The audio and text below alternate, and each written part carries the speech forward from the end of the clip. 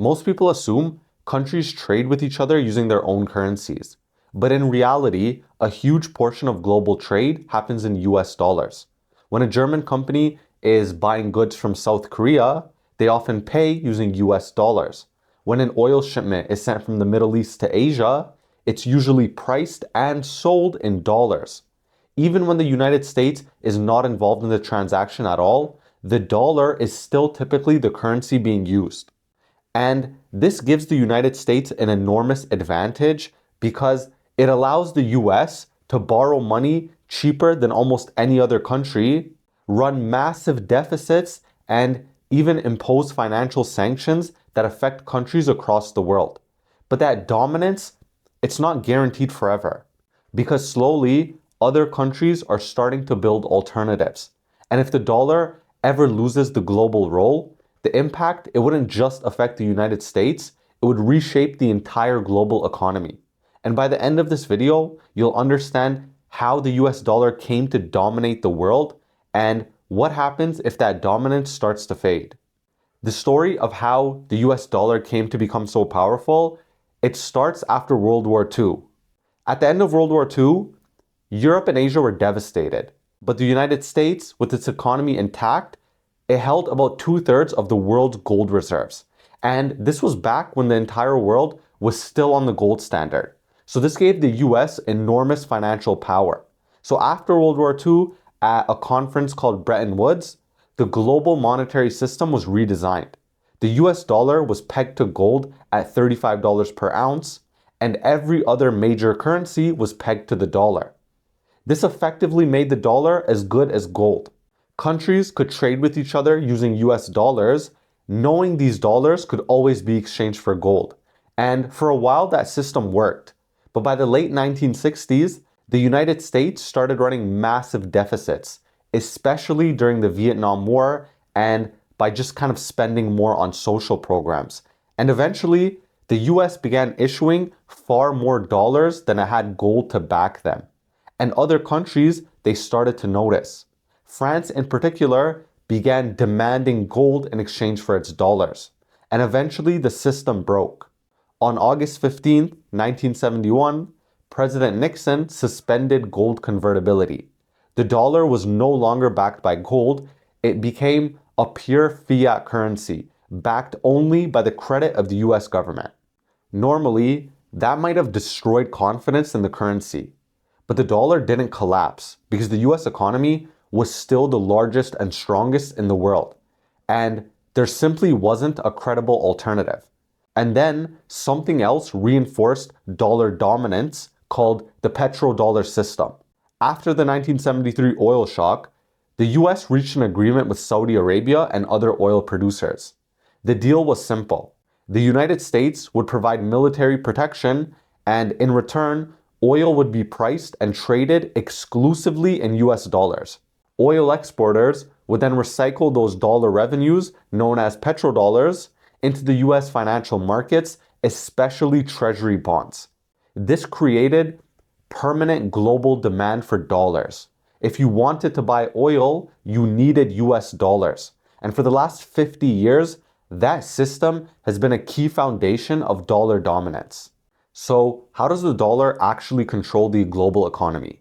Well, the first way is through something called reserve currency status. Central banks around the world hold a large portion of their foreign reserves in US dollars. Right now, it's about 58% of global reserves. Countries hold these reserves to stabilize their currencies, manage financial crises, and conduct international trade. But this also creates constant demand for US Treasury bonds, which is just government debt. And foreign investors, they hold about $8.6 trillion of the Treasury market.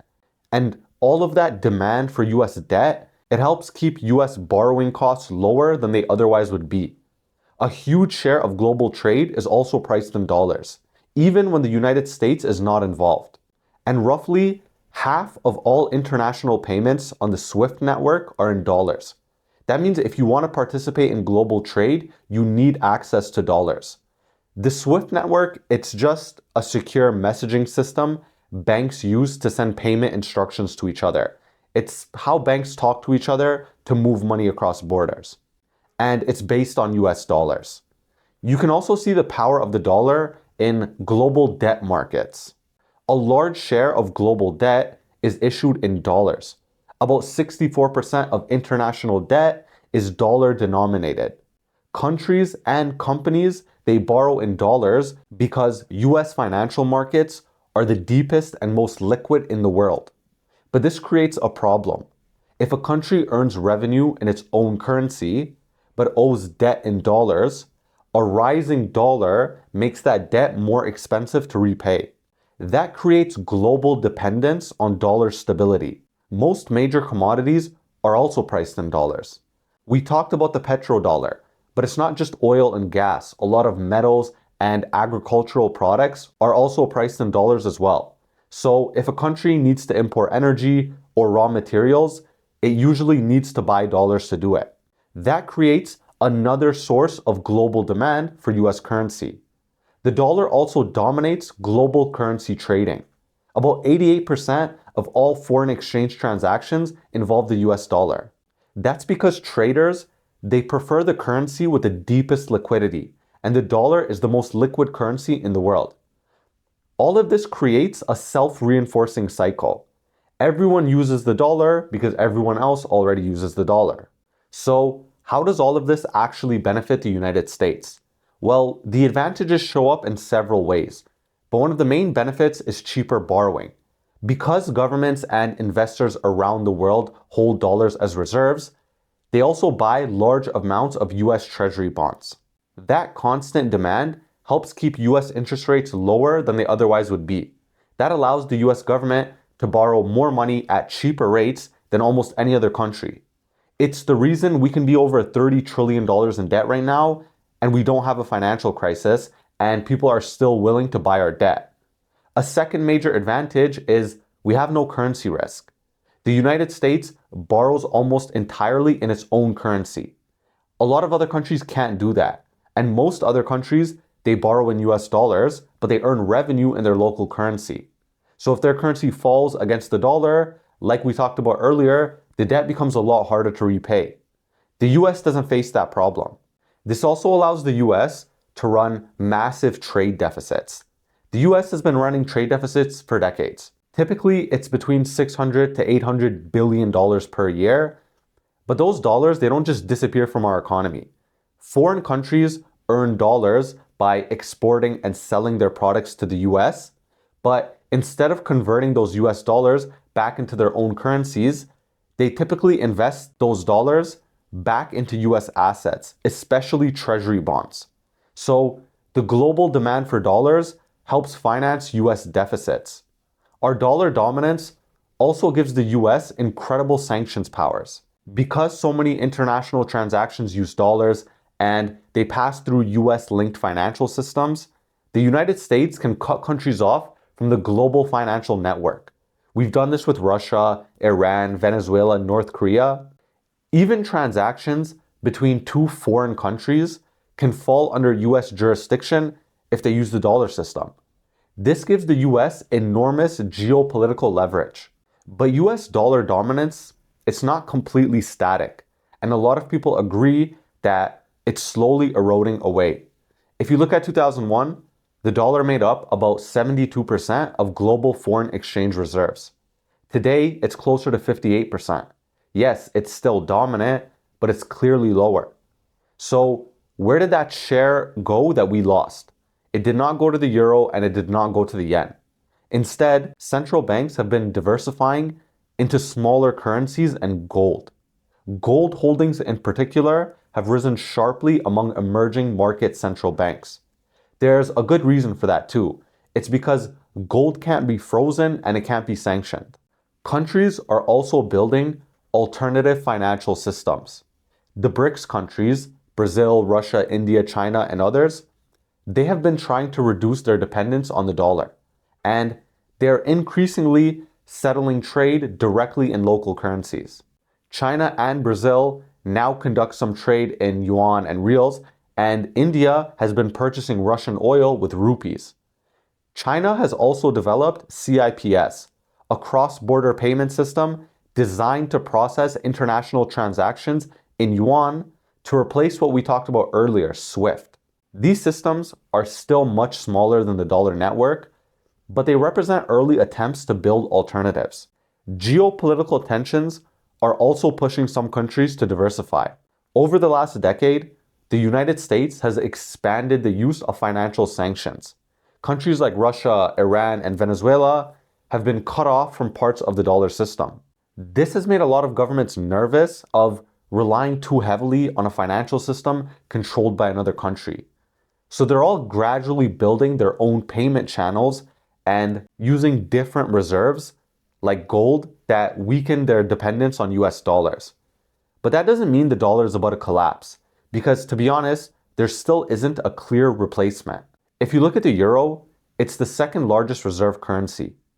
But the Eurozone, it doesn't have a unified financial system and its capital markets are fragmented. The Chinese yuan is even smaller. It holds only about 2% of global reserves, and China maintains strict capital controls that limit how freely money can move in and out of the country. And gold, while increasingly popular with central banks, it can't function as the primary currency for a modern global financial system. But the biggest reason the dollar remains dominant is something called network effects. The dollar is the most liquid currency in the world, which means traders prefer using it, and because everyone else already uses it, switching to another system would require coordinated global change. And even though that is possible, history shows us it takes a very long time. When the British pound lost its dominance, the transition to the US dollar, it took nearly 50 years because global currency systems, they don't change overnight. So what does the future of the global monetary system actually look like? Probably not a sudden dollar collapse, and probably not China's currency replacing the dollar outright. Instead, a lot of people expect something closer to a multipolar currency system, where the dollar is still the most important currency, but it shares influence with others.